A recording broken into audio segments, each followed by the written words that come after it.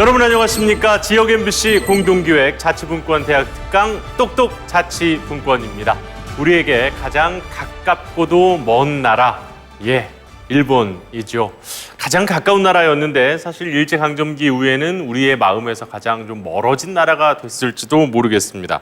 자, 그런데 자치분권의 경우는 과연 어떨까요? 서로 비슷한 제도를 갖고 있을지 아니면 확연히 다를지 궁금하지 않으십니까? 자, 오늘은 자치분권 대학 특강 그 마지막 시간인데요. 한국과 일본의 역사에서 살펴보는 자치분권에 대한 이야기를 나누어 볼까 합니다. 오늘은 우정욱 사무처장 그리고 호사카 유지 교수 두 분을 모셨습니다. 어서 오십시오. 자, 우리의 자치분권 아직까지 갈 길이 멀다고는 합니다만 서서히 그리고 조금씩 계속 발전을 해 나가고 있습니다. 지방의회 그리고 자치단체장을 직접 선출하기도 하고요. 그리고 우리가 또 이 교육 내용에서 배웠습니다만은 아직은 걸음마 단계지만 주민자치회까지 만들어서 운영을 하고 있죠. 자, 우리의 역사 속에서 정치는 또 이 사람들의 이 하나하나 작으면서도 큰 부분을 차지하는 아주 중요한 역할을 해왔는데요. 우리의 역사 속에서 자치분권은 과연 어땠을지 우정욱 사무처장의 강연을 청해 듣도록 하겠습니다.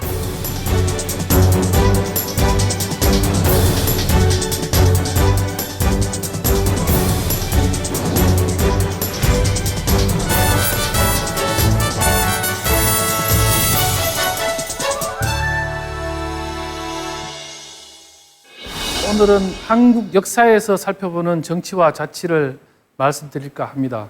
지금까지 우리 한국에서 행해졌던 여러 정치들이 어떻게 백성, 국민들의 삶에 여러 가지 형태의 영향을 끼쳤는지를 살펴보도록 하겠습니다. 1972년에 노벨 경제학을 수상한 존 힉스 교수님이 경제사 이론에서 동양과 서양이 갈라진 이유를 소개합니다.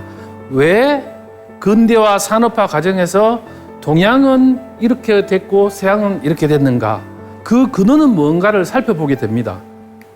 그러시면서 서양은 분권적 봉건국가였다 이렇게 이야기합니다. 분권적 봉건국가라는 것은 여러분들 잘 아시다시피 왕이 있고 영주가 있습니다. 영주한테 왕이 토지를 주는 대가로 영주는 군사적으로 충성을 하게 되고 충성 맹세를 하게 됩니다. 그렇게 돼서 서양은 사실상의 여러 작은 나라들, 영주가 다스리는 작은 나라들이 굉장히 많았습니다. 여러분들 잘 아시다시피 우리가 들어봤습니다만은 공작, 후작, 백작, 남작, 자작 이런 것들이 다 영주를 치가는 겁니다. 그러다 보니까 서양은 여러 소국이 존재하다 보니까 경제적 통합은 상인, 도시 이런 데서 이제 점차 성장해가면서 유럽에서의 자본주의 산업화 과정으로 이어지게 됩니다. 한국은 반대로 힉스 교수는 중앙집권적 관료제 국가다 이렇게 명시를 했습니다. 관료제 국가. 한국은 조선시대에 태종 이방원이 사병을 혁파하고 전국적으로 중앙집권을 완성을 하게 됩니다. 그리고 그전에는 각 고을의 수령들을 직접 파견하지 못했는데 태종 이방원대에 와서 전 조선에 걸쳐서 고을 수령을 파견하면서 중앙 집권을 완성을 하게 되었습니다. 그렇게 하다 보니까 조선에서는 중앙 집권적 국가가 되다 보니까 이걸 효율적으로 통치하기 위한 관료제가 굉장히 발달을 하게 됩니다. 그래서 이 부분이 한국 사회에 어떻게 영향을 끼쳤는지를 살펴보는 과정이 되겠습니다. 오늘날 우리 독일이나 미국이나 지방자치제가 잘 되고 있고 또 산업화를 성공적으로 이끌면서 선진국으로 성장한 나라들은 봉건적 토대가 있었다라고 힉스 교수는 이야기를 하고 있습니다. 종래에는 전시체제를 기반으로 하는 명령경제가 있었는데 이 부분이 전시체제가 종속이 되면서 평시체제로 가면서 봉건국가와 관료제 국가로 갈라지게 되었다 이렇게 이야기를 하고 있습니다. 그리고 유럽에 가보면 라이카 잘 아시죠? 옛날에 일본의 그 캐논하고 라이카 이렇게 카메라 시장의 양대 축이었는데 라이카 본사는 독일 중부의 아주 작은 도시 베틀라라는 인구 한 몇만도 안 되는 도시에 본사를 두고 있습니다. 그리고 미국도 마찬가지로 세계 3대 병원이라고 하는 메이오 클리닉도 미국 중부의 인구 10만도 안 되는 도시에 소재하고 있습니다. 이런 부분이 결국에 동양과 서양의 차이점을 두게 됩니다. 결론적으로 보면 결국에 서양은 분권적 봉건제, 그것은 결국에 국가 발전이 조금 지체됐지만 시장과 도시와 상인과 자치권이 성장하는 경로를 갔다. 동양은 중앙집권 국가였는데 관료제 체제로 하다 보니까 시장과 도시와 상인과 자치권 발달이 지체가 되게 됐다. 이렇게 보겠습니다. 그러면 조선 사회를 한번 살펴보도록 하겠습니다. 조선은 의정부, 육조, 사관원, 사원부, 홍문관 이런 여러 가지 기관들이 있는데 당시의 조선은 세계에서 정치 시스템이 가장 잘 구축된 선진국이었습니다. 최상의 선진국이었다고 말하고들 있습니다. 그래서 보시면은 과거를 급제한 사람들이 가장 가고 싶어하는 기관이 저기에 나오는 사관원, 사원부, 홍문관 이런 데입니다. 이거를 우리가 삼사라고 이야기하고 사관원, 사원부를 줄여서 양사라고 이야기하는데 우리가 학교 다닐 때 배웠을 때 왕권 견제 이렇게 들었습니다. 사원부나 사관원은 막강한 권한을 가지고 있었습니다. 관리를 감찰할 수 있는.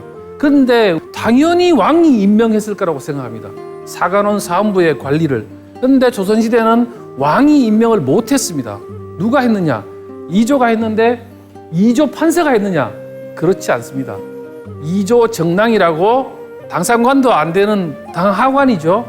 지금으로 따지면 행정자치부의 한 과장쯤 되는 공직사회의 아주 신진 젊은 세력의 이조 전랑, 이조 전랑이 인사 추천을 했습니다. 사관원 사원부에. 근데 그 옛날에 기록을 보면 퇴청길에 영의정하고 악수하고 인사하는 건 쉬운데 이조 정랑하고는 인사하기 어렵다 합니다. 워낙 고관들이 찾는 사람이죠. 그런데 이 사람은 뭐냐면 인사 추천, 대사원을 비롯해서 인사 추천을 할 뿐만 아니라 자기 후임에 대한 추천권도 자기가 가지고 있었습니다. 왕권을 견제하려고 하니까 왕이 임명하게 되면 자기 말을 듣게 되겠죠. 그러다 보니까 내가 이 자리를 뜰 때는 내 후임자를 내가 추천하게 되는 막강한 권한을 가지고 있었습니다. 근데 결국은 이조 정랑 자리를 어떤 당파가 차지하느냐가 굉장한 다툼이 되는, 그렇게 해서 결국은 조선 사회가 만들어 놓은 시스템의 모순 때문에 후대로 가면서 조금씩 무너지게 됩니다. 그러면 조선의 조세제도, 국가를 운영하려고 하면 세금이 굉장히 중요하죠. 조세제도를 한번 보면 전세, 역, 공납 이렇게 되어 있습니다. 전세는 토지세입니다. 토지세, 재산세입니다. 토지의 수확물의 10분의 1을 국가의 세금으로 내는 거였습니다. 이 조선은 전세, 토지세를 정확하게 부과하기 위해서 양전사업이라 이런 거를 자주 했습니다. 역이라는 거는 이제 군역과 요역으로 나눠지는데 양민, 16세에서 60세까지 양민 남자한테 각 호당 부과되는 부역입니다. 군역은 잘 아시다시피 군대에 가는 거고, 요역은 토목공사에 동원이 되는 겁니다. 그 다음에 한 가지가 공납인데, 이 공납의 성격은 뭐냐면 각 고을에 특산물을 바치도록 되어 있는 겁니다. 이 특산물을 바치는 건데 차츰차츰 이 공납이 전체 조세에서 차지하는 비중이 높아지게 됩니다. 왜 높아지느냐? 전세는 재산세, 근데 공납은 일종의 인두세입니다. 사람한테 부과를 하다 보니까 기득권이 있는 사람이 점차 세금을 덜 내게 되고 인두세로 확장이 되게 됩니다. 이 특산물을 지역에서 바치는데 바치기 굉장히 어렵잖아요. 운반을 해야 되고 또 보관을 해야 되고 하다 보니까 방납업자, 서울에서 물건을 대신 사서 내주는 사람이 생겨나게 됩니다. 그래서 세종실록에 보면 그렇게 적어놨습니다. 관리들이 각 지방에서 올라오는 상품은 꼼꼼히 살피고 모두 퇴짜를 놓는다. 하지만 서울에서 사서 내는 거는 너그럽게 수용한다. 그러면서 관리들이 거기에 붙어가지고 막대한 이익을 취하고 물가를 몇 배, 몇십 배 올려놓고 있다. 그래서 폐단을 지적을 하게 됩니다. 그런데 이제 그렇게 되는데 폐단이 있음에도 불구하고 이 부분을 고쳐내지를 못합니다. 그래서 조선시대 때 우리가 잘 알고 있다시피 노비가 존재하죠. 노비가 고려 시대 때는 노비가 대략 한 5%였습니다. 전 국민에. 점차 가면서 노비가 증가하는데 조선 초기 조선이 개국했을 때 노비의 프로테이지는 6%에서 한 8% 될 거라고 추측을 하고 있습니다. 근데 노비는 매매의 대상이 되는 건데 조선 시대 때 분재기, 자기 재산을 상속해 주는 분재기를 보면 홍문관 이 부제학을 지내신 분의 경우에 보면 757명을 상속을 했습니다. 그만큼 노비가 급격하게 증가를 하게 됩니다. 당시 1670년에 대구 지역에서 발견된 자료를 보면 전체 그 인구 구성에서 양반은 대략 한 7% 정도 됐습니다. 그런데 평민은 50% 정도 됐고 노비는 전체 인구 비중의 43%가 됐습니다. 그러면 조선 초기하고 비교했을 때 얼마나 많이 늘었습니까? 노비가 결혼을 해가지고 밥 먹고 살기 좋아서 자식을 많이 낳아가지고 노비가 증가했을까요? 노비가 증가하는 이유는 양민이 붕괴되면서 평민이 붕괴돼서 노비로 증가되게 되는 겁니다. 그럼 노비가 왜 증가했냐? 양반의 재산이었기 때문에 그렇긴 한데 고려시대 때는 노비와 평민은 결혼을 할 수 없었습니다. 원칙적으로. 그 다음에 한 가지는 노비하고 평민하고 결혼하면 그 자식은 평민이었습니다. 그 다음에 고려시대 때는 주인을 노비가 고발을 할 수 있었습니다. 근데 조선시대가 되면서 이 세 가지가 다 붕괴되게 됩니다. 붕괴돼서 노비는 양민하고 평민하고 결혼을 하면 그 자식은 노비가 됐습니다. 그래서 일천즉천이라 한 부모가 천하면 모두 천하다. 왜냐하면 재산을 늘려야 돼. 그래서 이 조선시대 때 기록을 보면은 양반 지주들이 평민과 자기 집의 노비를 결혼을 많이 시켰습니다. 돈을 빌려줘서 평민이 돈을 못 갚으면 자기 집의 노비하고 결혼을 시켰습니다. 왜 결혼을 시키냐? 그 자녀는 나의 재산이니까. 그렇게 해서 노비가 급속하게 증가되게 됩니다.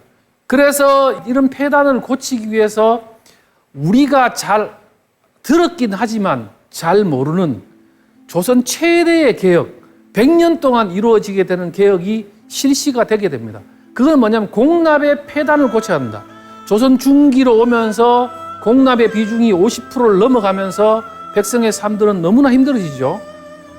우리 고을에서는 전복이 나지 않는데 전복을 특산물로 바치라 하니까 남해안을 돌면서 전복을 사서 보내줘야 됩니다.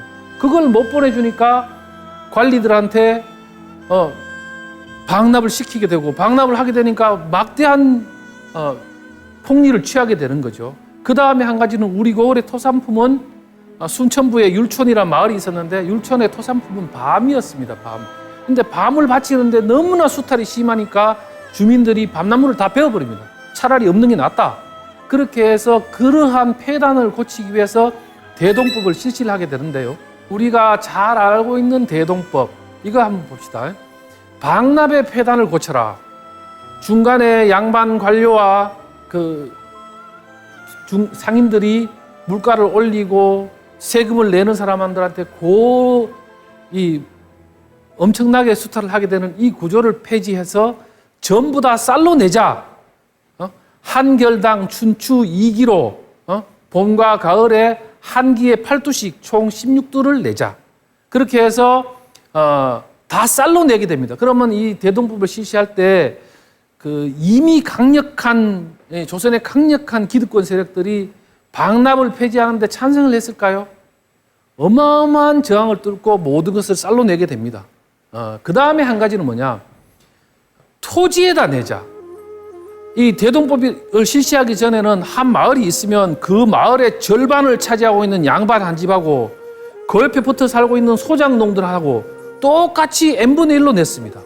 이 집에도 한 개, 저 집에도 한 개.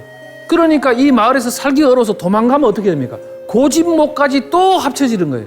그러다 보니까 이미 조선시대 때문에 유랑민이 생겨나죠. 노비만 해도 거의 100만 명에서 200만 명이 도망다니는 상태가 됐습니다. 그래서 토지에 부과하자. 그렇게 해서 토지에 부과하는 재산세로 내게 되고 그 다음에 방납을 폐지하게 되는데 이 과정을 보면요. 이제 우리 영화 광해 보면 대동법 이야기가 나옵니다. 영화 광해 보면 대동법 가짜왕 광해가 그 좋은 걸 왜 하지 않냐 즉시 시행하라 하면서 이야기를 하죠. 그래서 광해군 즉위년 광해군이 즉위하는 1608년에 3월 달에 경기도에서 시범 실시가 되게 됩니다. 근데 이게 1608년 경기도에서 시범 실시가 됐는데 이게 마지막으로 황해도까지 가는데 황해도에서 대동법이 실시될 때는 1708년이었습니다. 그러니까 100년 동안 조선사회에서 이것을 고치기 위해서 노력을 했습니다. 보세요. 광해군, 인조, 효종, 현종, 숙종 여러 임금에 걸쳐서 이렇게 실시가 되게 됐습니다. 그러면 대동법의 의의가 뭐냐? 대동법은 과세 정의가 실현됐다는 겁니다. 어마어마한 재산을 가진 양반도 한 개, 그 옆에 사는 소장농도 한 개, 이런 부당함을 고치기 위한 지금 현재 우리나라에서 종합부동산세 고치자 하는 것은 논쟁도 아니었습니다. 이 당시에 격렬한 논쟁이 있었습니다. 이 논쟁을 뚫고 결국은 대동법을 실시하게 됐고 방납을 폐지함으로써 두 가지 효과, 관리의 부정이 감소를 하게 됐고 화폐 경제, 그전에 조선 상평통보도 만들고 뭐 이렇게 했는데 화폐가 활성화가 안 돼요. 다 물물 교환하니까. 그런데 대동법을 실시하면서 쌀로 세금을 냈기 때문에 그 부분을 화폐로 사들이는 화폐 경제가 활성화되게 됩니다. 일제강점기에 일본 사람들이 와서 조선의 역사를 연구하면서 이 대동법을 보고 아, 조선은 정말 만만한 나라가 아니었구나라고 감탄을 했다고 합니다. 그러면 이 대동법이 저절로 됐을까요? 문제가 있으니까 우리가 이거를 고칩시다. 조정에서 공론이 모여가지고 아이고 좋아요 고칩시다 했을 거냐? 아니라는 겁니다. 그래서 제가 오늘 두 분을 소개하려고 합니다. 두 분 다 영의정을 하신 분입니다. 이원익 대감과 김육 대감. 이원익 대감은 여러분들 잘 아실 겁니다. 이순신을 살린 사람입니다.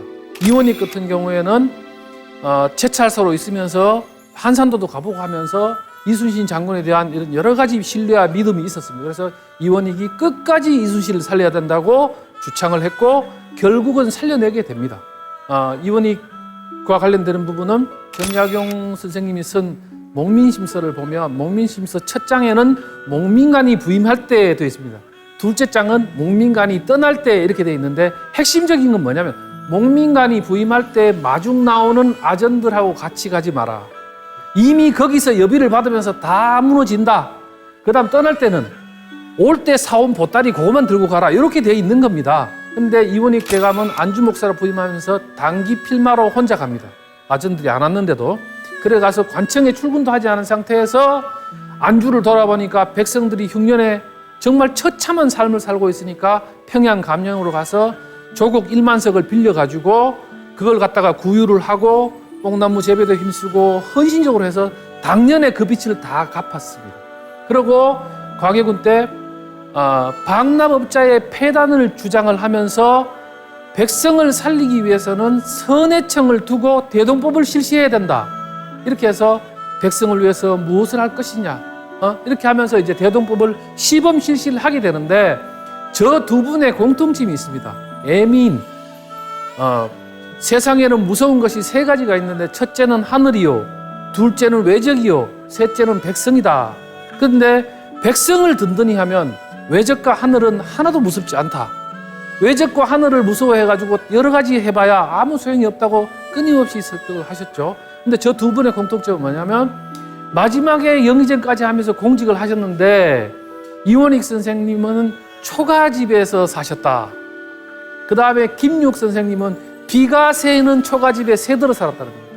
녹복만 받아가지고 그런 결과를 냈기 때문에 아주 청렴하게 사신 거죠. 뭐 청렴이 어떤 의미를 가진지도 의미 다를 수 있습니다만은 공직관, 애민관이 투철하신 분이다. 김육은 충청도 관찰사로 가서 김육은 효종 때 충청도 관찰사로 가서 충청도 사람들의 공궁한 삶을 보고 상소를 올립니다. 이미 경기도와 강원도에서 대동법이 실시되고 있는데 선해청의 좋은 정책이야말로 백성을 구휼할 수 있는 좋은 정책인데 경기도와 강원도에서 시범 실시되고 있는데 본도에서 실시를 해야 됩니다라고 주장을 합니다. 그 다음에 후대에 가서 이제 조금 충청도에서 대동법이 실시가 되고 이렇게 말씀하시죠. 내가 입만 열만 대동법 해서 사람들이 웃을만 하다. 하지만 나는 이를 멈출 수가 없다. 이러한 훌륭한 선배들의 노력 때문에 조선 후대로 가면서 영종조대를 거치면서 노비의 숫자도 조금씩 줄어들고 백성의 삶도 개선이 되게 됩니다. 그리고 이제 조선 후기 정조대왕이 돌아가시고 세도 정치가 시행이 되죠. 그러다 보니까 결국엔 조정의 시스템이 거의 다 붕괴가 되게 됩니다. 그래서 19세기에 유럽 사람들이 조선을 여행하고 기행문을 썼는 사람들이 많이 있습니다. 그 기행문을 썼는 사람 중에 상당히 유명한 사람, 저분이 쓴 이사벨라 비숍이라는 분이 쓴 조선과 그 이웃나라라는 책은 우리나라에도 출판이 돼 있고 굉장히 영국에서도 당시 출판할 때 베스트셀러였다고 합니다. 근데 그분이 책에 이렇게 써놨습니다. 조선에는 허가받은 흡혈귀가 있는데 그게 양반 관료다. 왜냐하면 이분이 조선에 와보니까 도대체 세계에서 가장 지저분하고 그 다음에 남자는 아무 일도 안 하고 집 앞에서 담배를 피우고 있고 바퀴벌레 쥐 득실득실하고 오물이 뒹굴고 도대체 세상에 이런 나라가 어디 있냐. 근데 저분이 만주를 여행을 하게 돼요. 만주를 갔더니만 아니 조선인들이 어마어마하게 잘 살고 부지런하고 적응도 잘하고 하더라는 겁니다. 그래서 이분이 뭐라고 이야기했냐면 같은 민족 다른 조선인, 같은 민족인데 왜 다르게 조선인이 보이느냐. 아, 정치 제도구나. 결국에는 조선에는 저렇게 이 관료제를 채택했고 이 관료제를 제어하지 못했기 때문에 이 관료제가 정치체제가 무너지면서 관료들이 부정부패가 너무나 심해서 백성이 일을 해봐야 내 재산을 다 뺏기니까 아무 일도 안 하게 된다는 거예요. 그렇게 돼서 조선은 결국 어떻게 됐습니까? 우리가 잘 아는 일제의 식민지가 돼버리죠. 자치분권, 자치는 결국은 나의 주권, 나의 권리를 내가 행사할 수 있도록 해달라고 하는 건데 국가가 나한테 권한을 나눠주는 것이 아니라 내 권한을 시에다 나눠주고 시의 권한을 광역에 나눠주고 광역에 나눠준 권한으로 국가가 됐다. 조선에서 100년간 대동법이라고 하는 개혁이 있었듯이 우리 한국 사회에도 지금 오랜 세월 재헌헌법이 만들어지는 1947년부터 지금까지 민주공화정을 채택한 이래로 국민 주권을 높이기 위한 주민 주권을 높이기 위한 여러 가지 개혁들이 계속적으로 진행이 되고 있습니다. 그래서 앞으로 우리 한국 사회가 여러 가지 집중, 정치의 집중, 경제의 집중을 해결하고 다양화된 사회, 분권화된 사회에 가서 지역은 지역대로, 개인은 개인대로 삶의 질이 높고 성장하는 나라로 가려면 결국에는 공화정의 정신을 잘 구현해야 된다라고 생각합니다. 이상 강의를 마치겠습니다.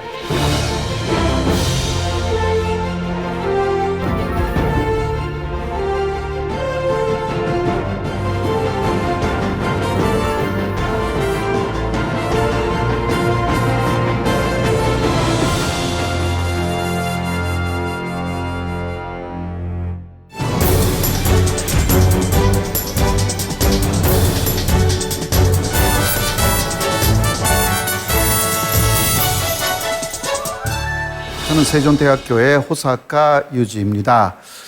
저는 그 일본 이름을 갖고 있습니다만은 2003년에 한국으로 완전히 극적으로 옮겼습니다. 그래서 현재 한국 사람이고요. 이름만 일본 이름을 갖고 있습니다.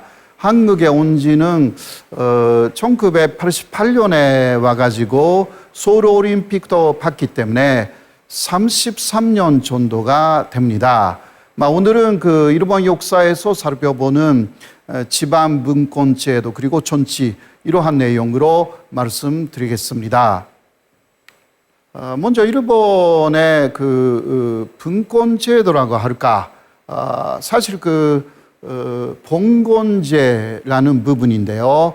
본격적인 제도화가 된 것은 에도 시대라고 할 수가 있습니다. 그때까지는 일본은 상당히 혼란스러웠죠. 청국시대라는 각 그 집안들이 싸우는 그러한 시대가 쭉 있었고요. 그 마지막에 나온 사람이 분신스길 도요토미 히데요시였습니다. 도요토미 히데요시는 그때까지 계속 사왔던 그러한 무제한들을 한반도로 보냈죠. 그리고 명나라까지 보내려고 했습니다. 그 이유 중 하나가 그렇게 무서운 사람들이 아래에 있으면 언제 그 자신이 당할지 모른다. 이러한 공포가 있었다고 합니다. 그러나 그러한 도요토미 히데요시의 임진왜란, 총유제란 시대를 지나서 에도 시대라는 시대가 옵니다. 그 에도 시대의 첫 번째 장군이었던 도쿠가와 이에야스는 사실 조선에서 온 손리학을 받아들여 가지고 그 이념을 중심으로 새로운 이념을 조선에서 받아들여 가지고 사농곤상라는 그러한 신분제를 도입합니다. 그렇게 하여서 일본의 봉건 시대가 본격적으로 제도화가 됩니다. 그 에도 시대는 1603년부터 1867년까지 이어지는데요. 그러한 봉건 시대에 여러 가지 문화나 또 제도들이 현재까지도 영향을 주고 있다. 여러분들이 잘 아시다시피 조선에서는 중앙집권제가 1392년부터 사실상 시작됐습니다. 그러나 일본은 그 시대에는 봉건 시대였고요. 그리고 에도 시대가 되어서 그게 더 제도화가 돼가지고 19세기 중반까지 봉건제였던 것입니다. 그래서 조선하고 일본 또 현재 한국 사회하고 일본 사회의 차이는 그러한 역사적인 차이에서도 충분히 찾을 수가 있다. 자, 지금 보시는 이 일본 요르도의 야쿠도인데요. 이게 색깔로 좀 분류를 했습니다. 분홍색은 에도 마프. 에도는 그 도쿄, 현재 도쿄에 있었거든요. 거기에 중앙 마프 사무라이 정권이 있었는데요.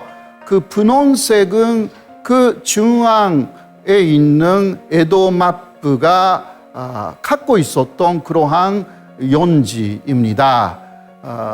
에도 마프는 일본 전체를 갖고 있었던 게 아니죠. 봉건제였기 때문에 그만큼 분홍색만큼의 직할령이라는 것을 갖고 있었습니다. 그래서 에도 마프는 거기에서 올라오는 그 세금, 그 세로 운영이 되었고요. 그리고 그 녹색은 어떤 그 사람들이냐, 어떤 연주들의 연지였냐라고 하면 그 에도 마프 장군의 친척이라든가 혹은 에도 마프하고 항상 함께 움직였던 그 에도 마프 편에 썼던 연주들의 땅입니다. 근데 촌색으로 되어 있는 연지들이 토지가 있잖아요.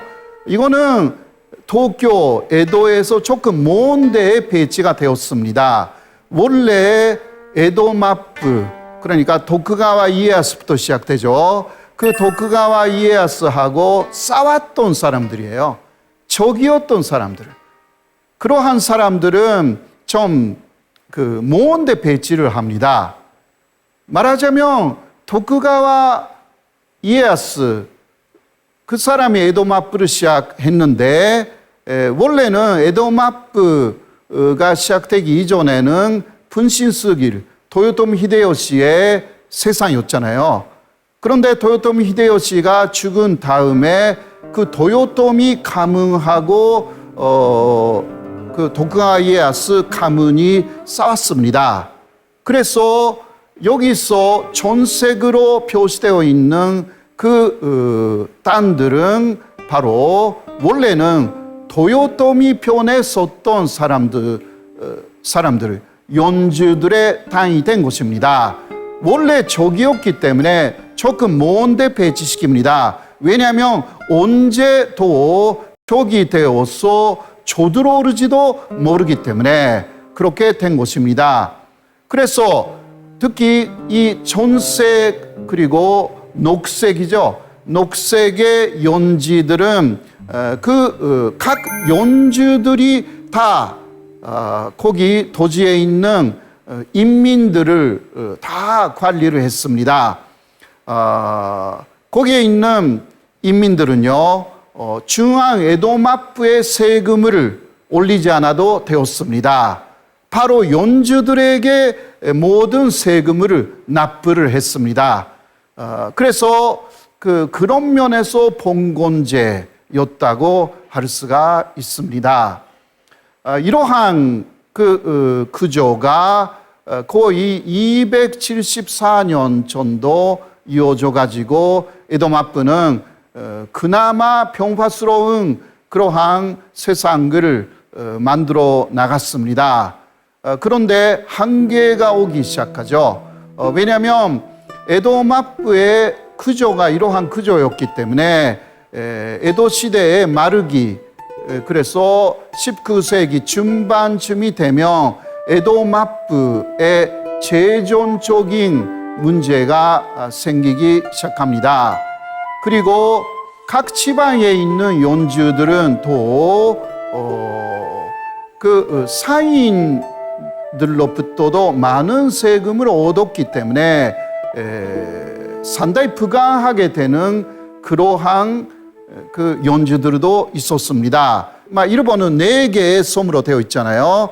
홋카이도, 그리고 가장 긴 혼슈, 그 다음에 시코쿠, 규슈, 이 4가지 섬으로 되어 있는데요.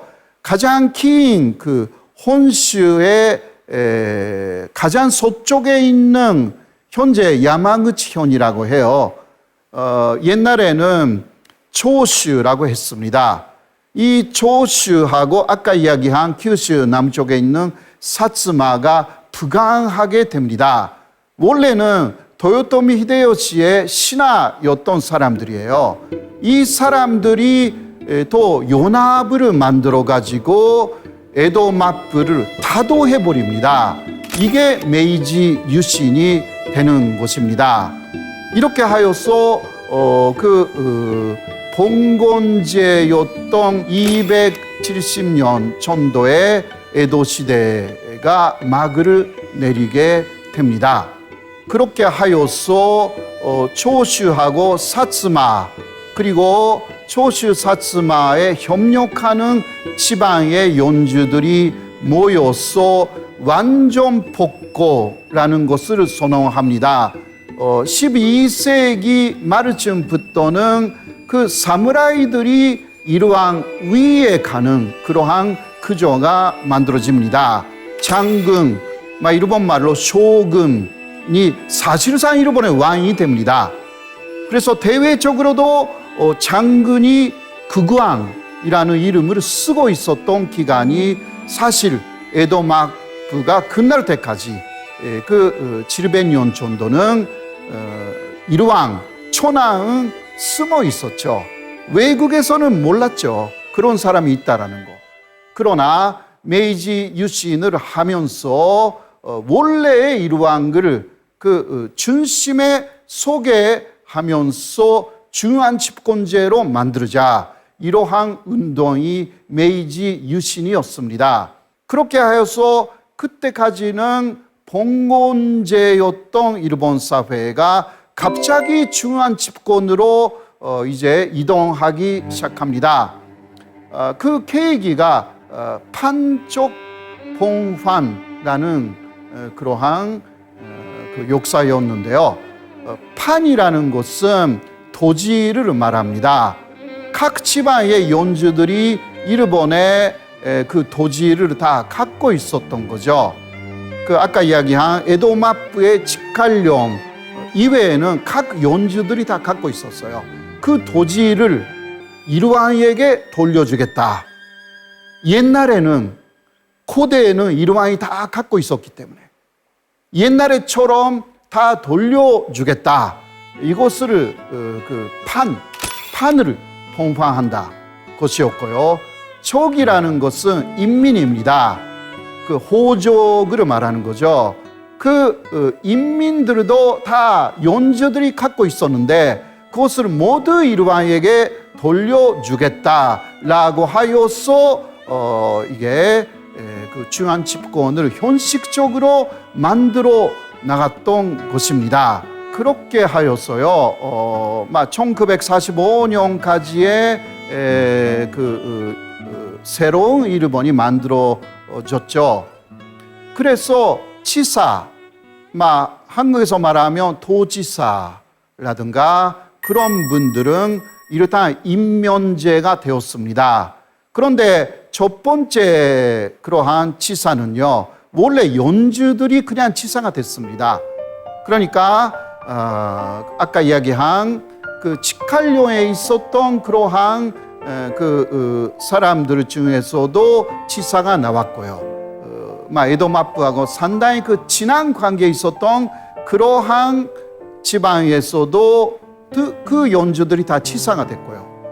그리고 에도마프하고 적이었던 사람들, 그런 사람들이 다 연주가 되어 있었던 그 지방에서도 그 연주들이 다 그냥 지사가 됐습니다. 어떤 면에서는 중앙 집권제 일왕을 주대하면서 중앙 집권제로 만들었지만 그러나 내용상 계속 그 봉건 제도가 남는 그러한 상황을 일본이 가져갔던 거죠. 또 일본은 1925년에 보통 선거를 도입해가지고 이거는 극전 선거, 국회를 열어가지고요. 그때까지는 제한 선거였지만 1925년에는 보통 선거를 도입해가지고 국회의원은 다 국민들이 뽑게 만들었습니다. 물론 당시 조선이나 대만이 일본의 식민지였지 않습니까? 그때 대만이나 조선에는 그러한 보통 선거권을 주지 않았습니다. 이게 일본의 한계였죠. 일본은 1945년까지 한반도 그리고 대만, 특히 이 두 군데는 절대 참정권을 주지 않았습니다.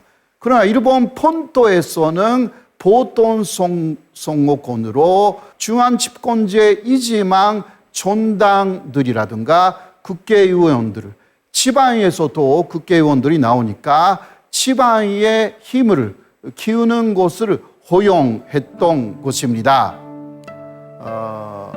그리고 일본은 그렇게 하면서 1945년에 폐정하게 되죠.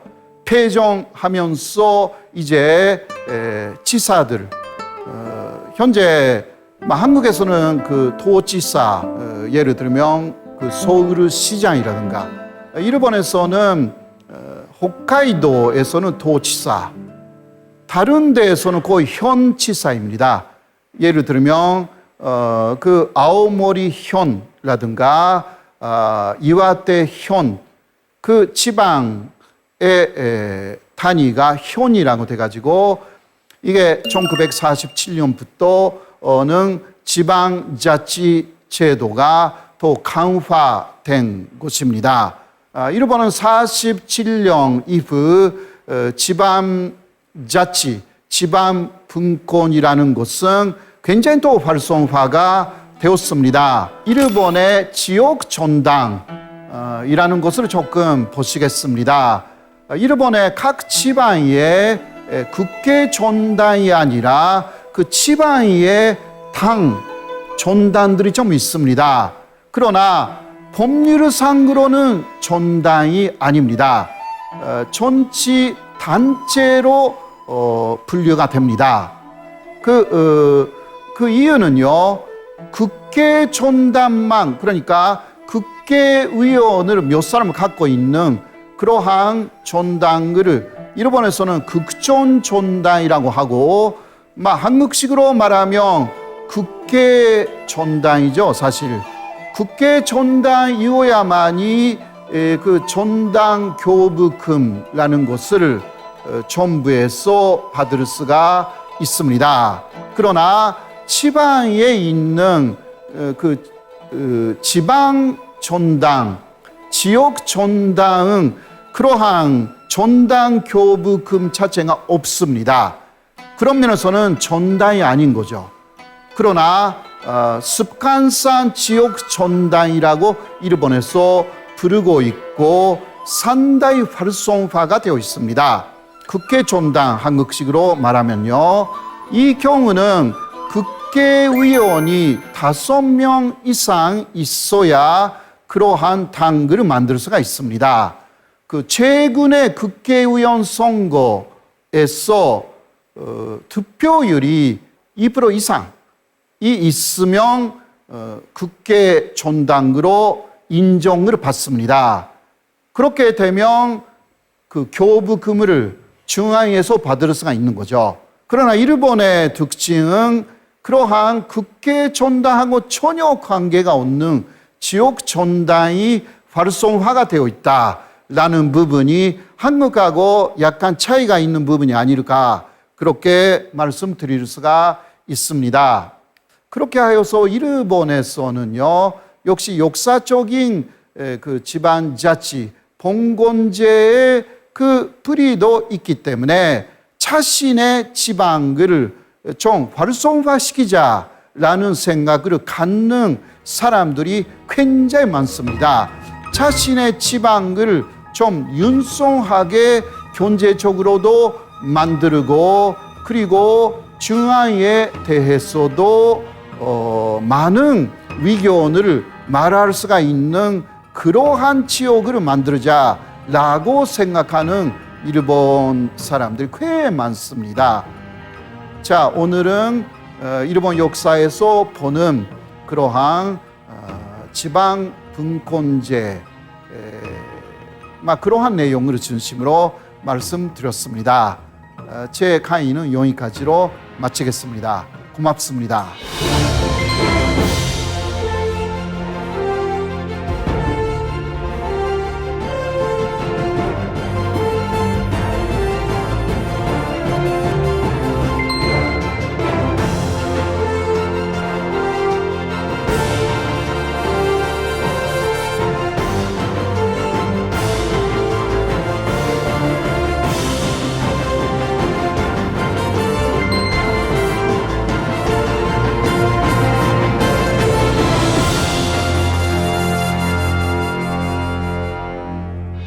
사카 유지 교수의 강연 잘 들었습니다.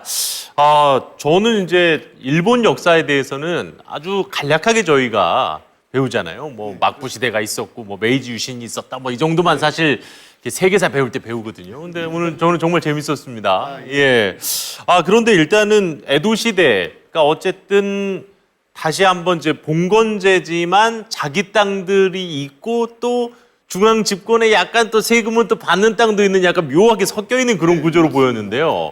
아까 이제 설명을 해주실 때 상인들이 발전하면서 지방 영주들, 그러니까 당시에 쇼군으로 불렸던 사람들이 힘이 세졌다고 말씀해 주셨잖아요.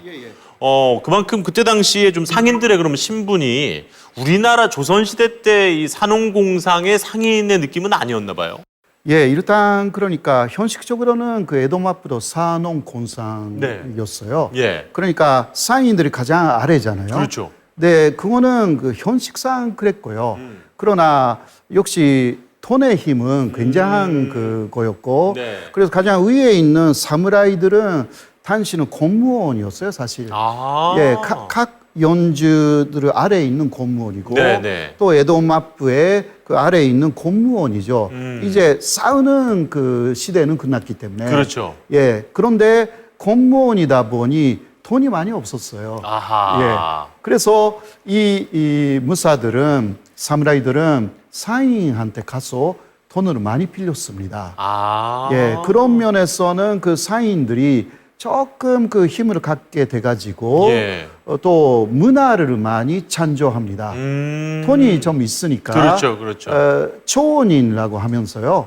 그거는 뭐 상인들의 일본말인데 네. 상인들이 에도 시대에는 여러 소민적인 문화를 많이 만들었습니다. 뭐 한국에서도 아시는 것은 예를 들면 우키요에라든가 네. 그런 그림이라든가 혹은 소설 같은 것도요. 많이 상인들이 사실 소설가가 되거나 그렇군요. 그렇게 하여서 네. 초인 문화, 상인 문화를 많이 발달시켰습니다. 야, 이거 재밌습니다. 이런 내용들도. 예. 오, 그렇군요. 아니, 근데 일단은 조선은 우리 그 우정국 사무처장님, 조선은 이제 중앙집권제가 잘 이루어진 어쨌든 사회였고 대단히 앞서간 정치 문화를 갖고 있는 사회라고 말씀을 해주셨어요. 근데 이 지난 수업들에서 들어보면 뭐 향약이라든지 향규라든지 뭐 이렇게 또 나름의 또 그 지역의 유림들이 갖고 있었던 지방자치의 역할들도 좀 있었잖아요. 그 가장 큰 문제였던 공남 문제 이런 것들이 좀 있었을까요? 그러니까 이 인류 역사에서 집권과 분권은 오랜 역사를 가지고 있어요. 그렇죠. 근데 아무래도 집권이 점점 강화되는 쪽으로 가기는 갔죠. 근데 이제 조선 같은 경우에는 워낙 강력한 중앙 집권 국가였고 그렇게 하다 보니까 자치 전통은 있었지만 제도적으로 또는 끊임없는 인재 유입이 안 되다 보니까 일본과는 좀 다른 길을 가게 됐죠. 네. 그러다 보니까 조선이 결국에는 그 체제도 군주정 체제에서는 매우 훌륭한 분권 체제를 가지고 있었지만 여러 가지 국가 시스템이 개인의 어떤 관리들의 사익 이런 부분 때문에 붕괴가 되는 그런 결과를 낳은 거죠. 예. 그러니까 일단 조선 같은 경우에는 왕이 지정한 관리를 내려보낸 형식이었던 거고, 그리고 이제 일본 같은 경우에는 아예 여기는 내 땅 이렇게 영주들이 차지를 하고 있었기 때문에 아예 좀 근본적으로 상당히 좀 차이가 납니다. 예. 그리고 저는 대단히 좀 독특하다고 느꼈던 것이 지방 정당입니다. 국회의원을 배출하지 못한 정당들도 지방에서 나름의 활동을 그렇게 하고 있다는 것도 인상적이었는데요. 사무처장님, 이런 부분들은 우리나라에 도입이 되더라도 지방자치에는 상당히 큰 도움이 될 것 같다는 생각도 들었어요. 그렇죠. 우리나라에 당연히 도입이 돼야 되는데 우리나라는 정당을 만들려면은 일단 5개 광역에서 한 광역당 1000명씩이 발의를 해야 돼요, 당원이. 그다음에 5개 광역을 만들고 나서 서울에다가 중앙당을 만들게 돼 있어요. 네. 그래서 아예 지역당 자체가 안 됩니다. 그렇군요. 그게 우리 지방자치를 가로막는 가장 큰 요소 중에 하나입니다. 일례로 그 카나다 같은 데는 할머니 20분이 모여가지고 실버 팍스당이 있습니다. 네.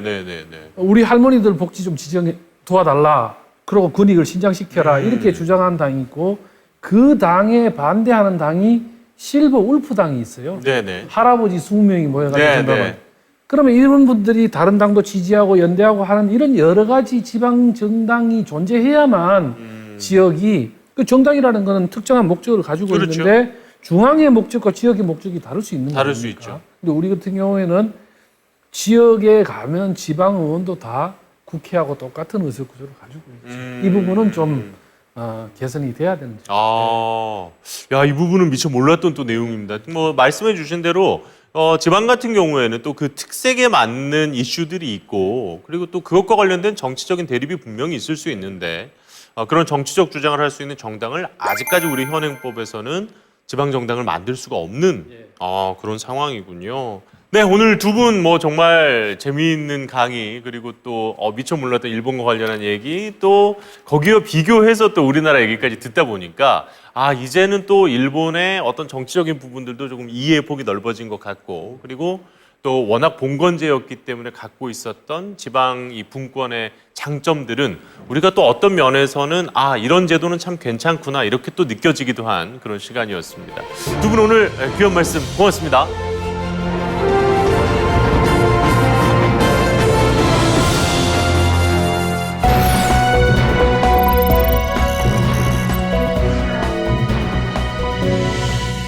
네, 지난 6월 자치분권과 헌법으로 시작했던 자치분권 대학 특강, 벌써 우리가 약속한 10번의 방송이 이제 마무리가 됩니다. 어떠셨나요? 오늘 그 마지막 시간. 저는 이제 조금 이래서 우리에게 자치분권이 필요하구나. 그리고 우리 지역에서 일어나는 일은 내가 좀 더 관심을 가져야겠구나 라는 생각을 많이 하게 됐던 시간이었던 것 같습니다. 한 가지 아쉬운 점이라면 아직 우리 눈앞에 그렇게 확연하게 드러난 것이 없다는 것일 텐데요. 그렇지만 우리가 이렇게 끊임없이 관심을 갖고 공부를 하고 지켜보고 있어야만 진정한 자치분권, 그리고 내가 스스로 우리의 주권을 찾는 그 자치에 가까워지는 게 아닐까 싶습니다. 자, 저희는 오늘 이 시간의 마지막으로 인사를 드립니다만은 우리의 지방자치 그리고 자치분권은 앞으로 더 발전해 나갈 걸 믿어 의심치 않겠습니다. 지역 MBC 공동기획 자치분권 대학 특강 똑똑 자치분권입니다. 지금까지 함께해 주신 모든 분들 감사드립니다.